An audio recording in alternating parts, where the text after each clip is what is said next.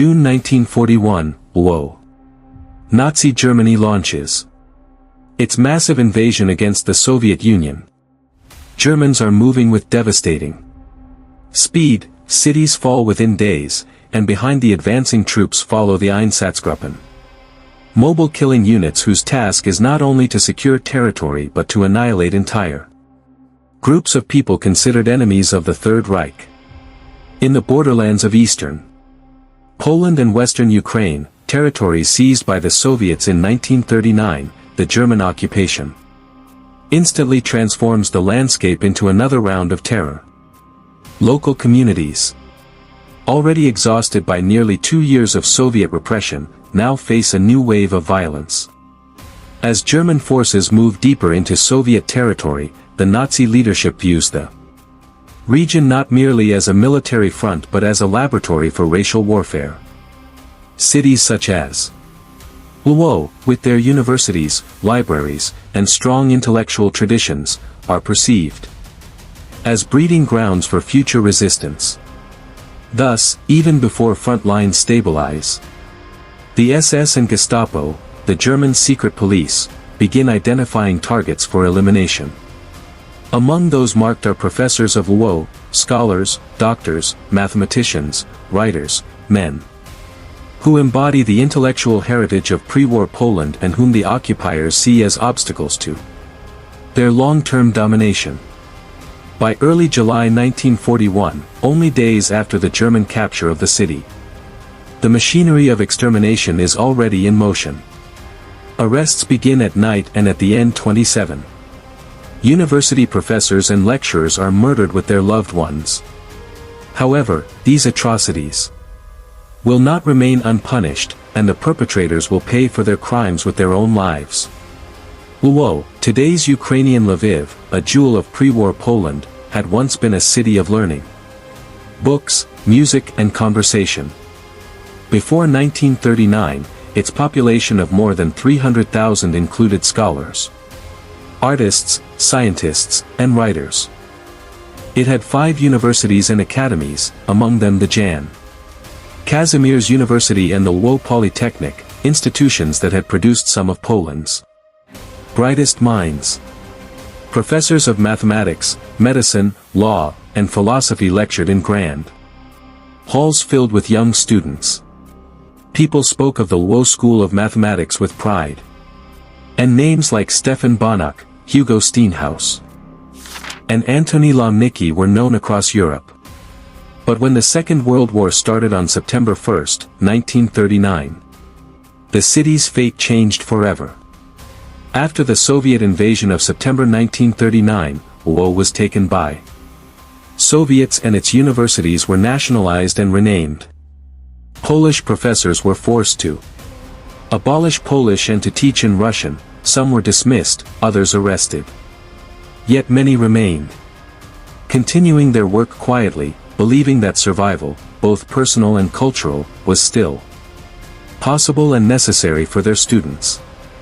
When the Germans entered Lwów on June 30, 1941, people from the city greeted German soldiers with cautious relief, thinking perhaps the terror of the NKVD, the Soviet Secret Service, was over and the suppression would come to an end. What came instead was the methodical brutality of the Nazi occupation, because the German command viewed Poland not as a nation to govern but as a land to be conquered and abused. In German eyes, the Polish educated elite, professors, clergy, lawyers, doctors, were the roots from which resistance could grow during the war but also in the future, and it was necessary to kill them. In their view, to kill the intellectuals was a way how to kill the nation. The massacre of the professors of Lwów was not an act of battlefield rage but a calculated decision, part of the broader Nazi plan to annihilate Polish leadership. In the first days after the German takeover, a list of future victims began to circulate. It had been compiled, it seems, by Ukrainian nationalists and informers, some of them former students of the university, and handed to Gestapo, the German secret police. On it were the names of dozens of professors, men of science, literature, and medicine, who were all prominent Poles. The order to act against Lwów Professors came from SS officer Karl Eberhard Schöngarth, a jurist by training and a devoted Nazi. On the night of July 3, 1941, German cars moved through the darkened streets of Lwów. Doors were pounded upon and frightened families were dragged from their homes. Officers, some in Gestapo uniforms and others in those of the Wehrmacht, the German armed forces, entered apartments with prepared lists in hand. Professors and their families were taken away. Among them Antoni Siezinski, a pioneer of modern dentistry, Władimir Stozek, a mathematician and dean of the Polytechnic, Tadeusz Ostrowski, a surgeon and medical scholar and the writer, and translator Tadeusz Boyzelenski, one of the leading figures of Polish interwar literature. The arrested were brought to the Bursa Abrahamowiczów, a student dormitory, transformed into a temporary holding site by the Gestapo. Inside, they were beaten, interrogated, and humiliated. Witnesses later described screams that echoed through the corridors throughout the night. The next morning, trucks arrived, but before that some prisoners were taken to the courtyard of the former dormitory and shot there. Others were driven to the Wulka hills outside the city, today part of the city of Lviv. It was early morning when the executions began and the professors were lined up in small groups, facing open pits. They were shot, some by rifle, some by pistol. Those not immediately killed were finished off with bayonets or blows from hammers and rifle butts. Along with the 25 professors, approximately 25 other people, their wives, sons, and servants, were murdered as well. The final two victims, Professors Henryk Korowicz and Stanislaw Ruziewicz, were executed on July 12, 1941, bringing the total number of professors killed to 27. When the massacre ended, dozens of the city's most brilliant minds lay dead. Their bodies were buried hastily. But later, after the defeat at Stalingrad in 1943, the Nazis decided to conceal their crimes. To this end, they formed a special Sonderkommando 1005 which dug up mass graves and burned the bodies of the murdered. What happened to the ashes of murdered professors and their loved ones is unknown to this day. The killings were meant as a warning and a symbol. Intellectual authority would not be tolerated under Nazi rule.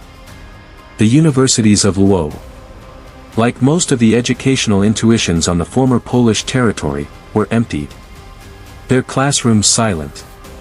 Many remaining Polish academics fled or went into hiding.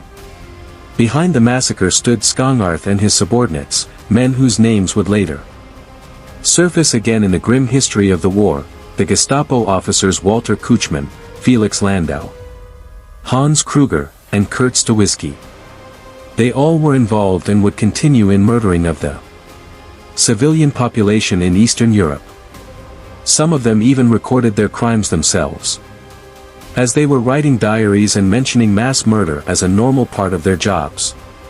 Thanks to this evidence, the murderers of the Lwów professors faced justice after the war.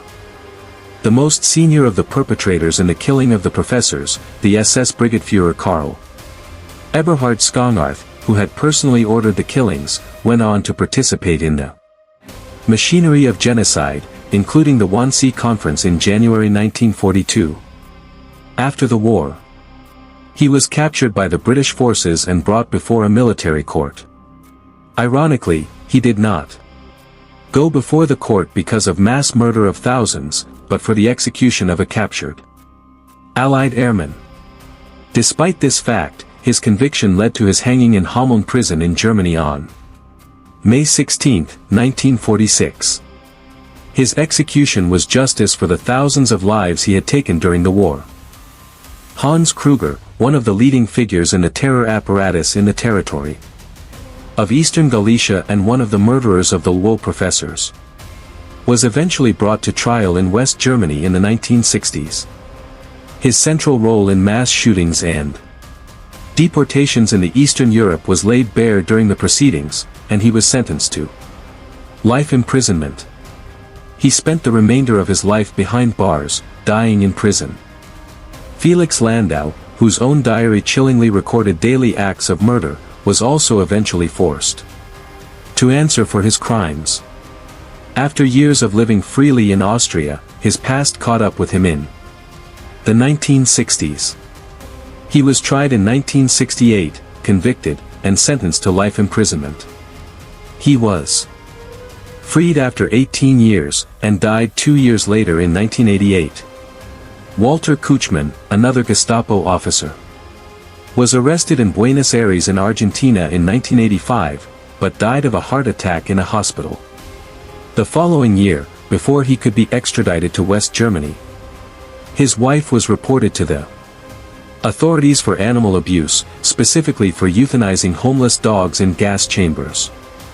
For years, the story of the murdered scholars remained buried. After the war, Lwów became part of the Soviet Union, Poles were expelled, and any memory of German crimes against them was suppressed. Only after the Soviet Union collapsed did the truth re-emerge. Polish and Ukrainian historians reconstructed the victims' final hours. And in 2011 a monument was unveiled in Lviv. It stands quietly in the city they once served, engraved with their names, preserving the memory of brilliance stolen by violence.